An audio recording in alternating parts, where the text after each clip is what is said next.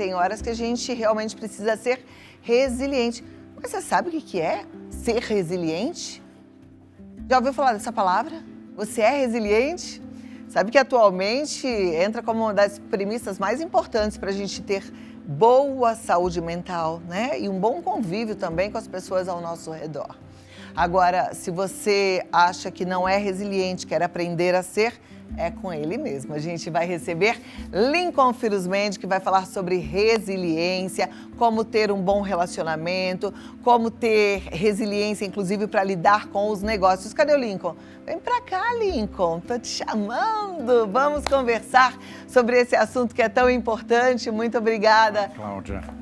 Uma alegria te receber também, viu? Obrigado. Vamos lá para o nosso bate-papo. Começar hoje pensando em resiliência. Primeiro eu vou te pedir para explicar o sinônimo da palavra resiliência. Pois é, vou tentar explicar de uma forma muito simples e por meio de um exemplo que eu acho que quem está em casa vai conseguir associar bem. Vamos imaginar que dois corpos, quando são colocados em uma situação de estresse, ao retomarem aquela posição natural antes do estresse, conseguem superar aquela situação, aquele aprendizado e aquela lição de uma maneira muito melhor. Eu gosto muito de usar o exemplo do elástico, Cláudia. A gente pode pensar a resiliência como um elástico. Quanto mais você estica, mais forte ele fica. E a gente sente a partir da dor, do sofrimento, da separação e dos dissabores da vida, que esse movimento nos faz nos sentirmos mais fortes e lidarmos com uma situação que muitas vezes não era aquilo que a gente imaginava que gostaria que acontecesse. Que interessante, tem muito a ver com o que eu estava falando ainda há pouco, né? E com a sensação que eu acordei hoje de manhã, eu acordei com essa sensação de lembrar da minha história, de lembrar da menina que um dia eu fui, da jovem, da mulher ansiosa, e pensar hoje, aos 52 anos, como eu sou grata por tudo que eu vivi, né? Pois é, as experiências de vida, principalmente aquelas que estão vinculadas às dores, ao fracasso, à perda, são normalmente as experiências que nos permitem desenvolver o nosso aspecto mais resiliente. Não é que quando a gente só vive as coisas boas da vida, a resiliência não se torna um item importante. Mas é porque normalmente no sofrimento que a gente aprende que ao esticar a corda e ao retomar aquela posição natural, a gente pode sair muito mais fortalecido. Que maravilha.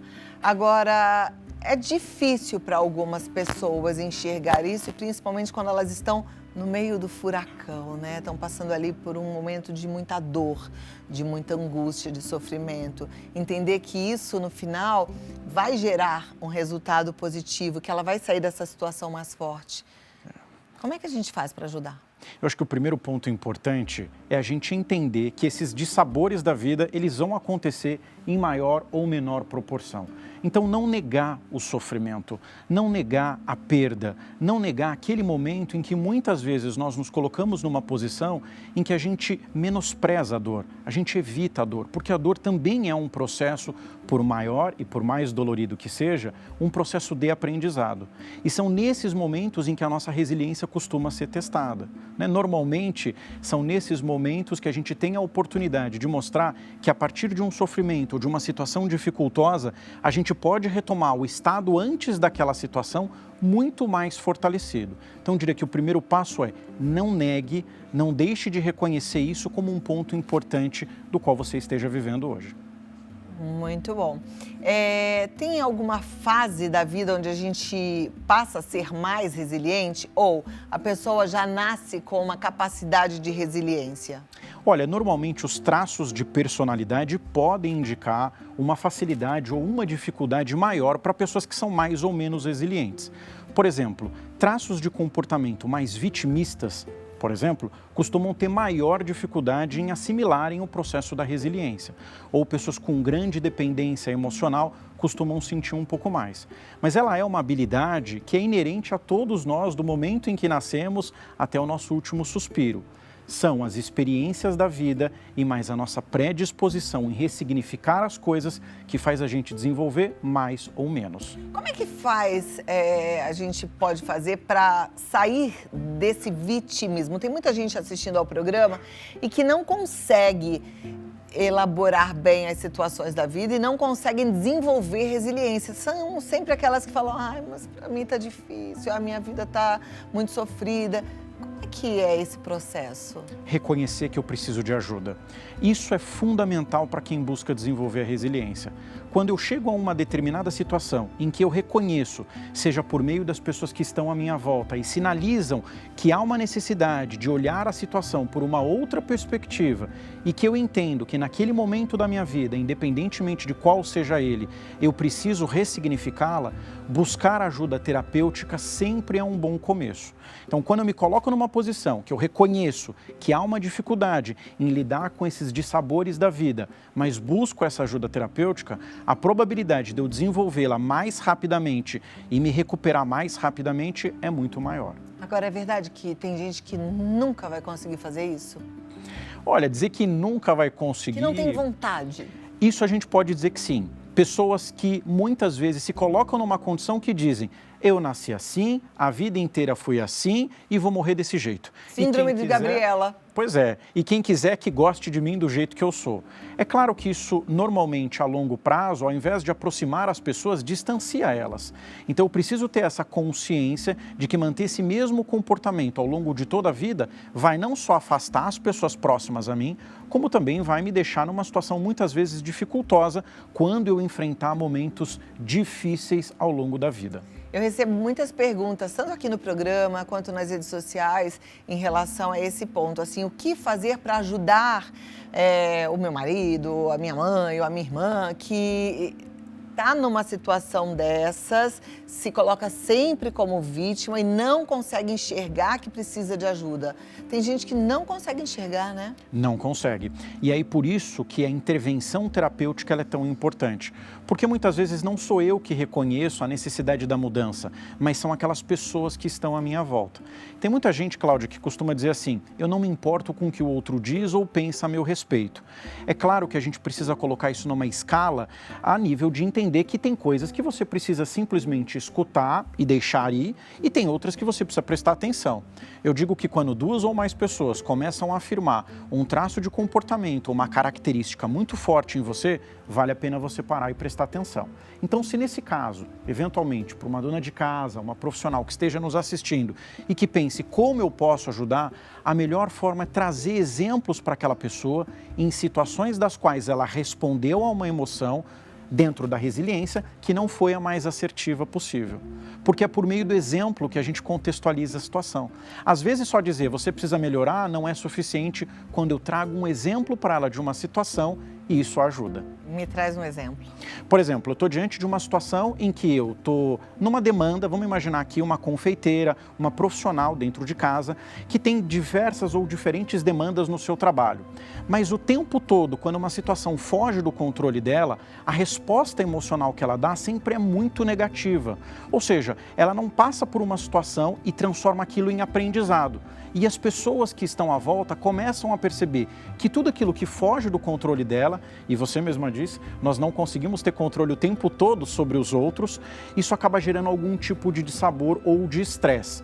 Esse estresse vai produzir, por exemplo, mais hormônios relacionados a esse tipo de sentimento e vai fazer com que a pessoa não consiga lidar com aquela situação. Então eu preciso entender qual é a resposta de comportamento que eu tenho àquela situação e como eu posso mudá-la. Tudo aquilo que é muito frequente precisa ser bem observado. Perfeito. Mostrando para a pessoa o que ela fez, ela não vai se sentir acusada e aí ficar acuada, sabe, se sentir ofendida? Eu costumo dizer que é tudo como você diz ao invés do que você diz, né? Isso é comunicação, não é o que você fala, mas é como você fala. Ao trazer aquilo de forma amorosa, ao trazer aquilo de uma forma gentil, educada, tendo o processo da empatia genuína, fica mais fácil você colocar aquele exemplo.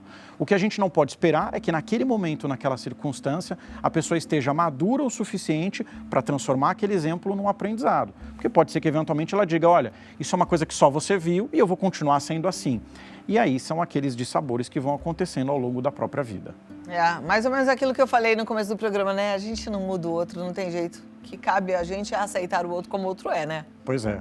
Eu costumo dizer que passado é lugar de referência, não de permanência. Eu olho para trás, aprendo com aquela situação, mas eu tenho novas atitudes e comportamentos. E a resiliência é isso, é aprender diante de uma situação difícil, que normalmente causa dor e sofrimento, e a partir disso dar um impulso melhor para que quando aquilo aconteça de novo, você esteja melhor preparado. Isso é muito orgânico para quem tem vontade de estar cada vez melhor, né?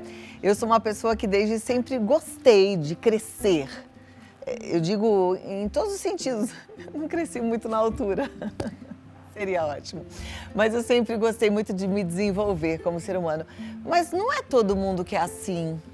Não é todo mundo, porque cada um tem um traço de personalidade, e a personalidade é uma característica única do indivíduo.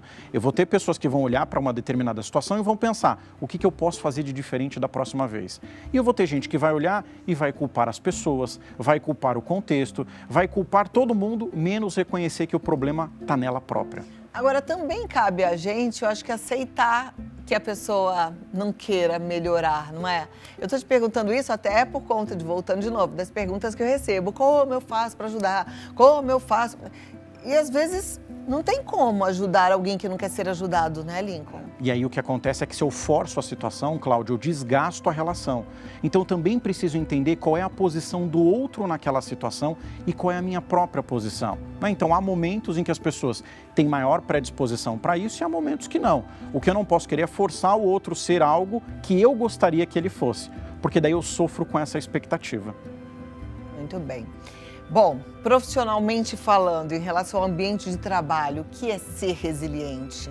É a gente poder admitir que há momentos em que a gente precisa trabalhar menos com a ideia da perfeição e mais com a ideia da excelência. Porque a resiliência, ela sempre vem tomada de alguma situação que fez com que você, fora da sua zona de conforto, passasse por algo desconfortável. E quem no trabalho não vive momentos desconfortáveis? Seja por um feedback do seu chefe, seja por um feedback do seu cliente. E essa capacidade de lidar com essa situação sem tomá-la tão forte para o campo pessoal vai ajudar você nas relações internas a ser um pouco mais fácil de lidar com as dificuldades do dia a dia. Então, profissionalmente falando, eu costumo dizer o seguinte: olhe para aquela situação, agradeça por aquele momento e aprenda algo com ele. E não simplesmente, ao escutar o que o outro está te dizendo, ficar o tempo todo pensando na resposta que você vai dar, ao invés de ter uma escuta genuína e verdadeira. Essa escuta reativa não leva a gente a lugar nenhum. Tem que tomar muito cuidado, né? Que a gente não está ouvindo, só está pensando no que vai responder. Pois é. Lincoln, alguma consideração final? É importante dizer, Cláudia, que todos nós, em vários momentos da vida, vamos passar por situações desconfortáveis. Mas tomar essa situação como se ela fosse eterna e não momentânea é o que vai diferenciar a habilidade da resistência. Então, quando eu penso nesse processo de dor, sofrimento, distanciamento, eu preciso entender que é algo natural, que acontece, mas que é momentâneo. E que logo, logo a situação passa e eu aprendo com ela. Maravilha. Começamos bem, né? Papo cabeça para você dar aquela despertada e pense, é tão bom se desenvolver como ser humano, é tão gostoso sentir o sabor da maturidade dentro do coração, jogar um pouco fora essa angústia aí que você anda vivendo. Pense nisso, viu? Existem vários processos terapêuticos, desde a terapia individual, a grupos de apoio gratuitos, até mesmo ler um bom livro, fazer cursos, isso tudo vai te ajudando. E o Lincoln Augusto, eu chamei de Lincoln Pires Mendes, que eu sei que é Lincoln Augusto Pires Mendes, né? Mas ele tá lá no Instagram mais fácil, que é o dr.lincolnaugusto, tá escrito aí no vídeo, Lincoln Augusto. Ele também está no WhatsApp, 12 9 9165-5499, 12-99165-5499. Ele também é mentor de carreiras e negócios. Se você precisar de ajuda nessa área, você estará muito bem atendida, bem servida, tá? Ou servido e atendido. Muito obrigada. Obrigado, Cláudio. E até a próxima. Uma ótima tarde para você.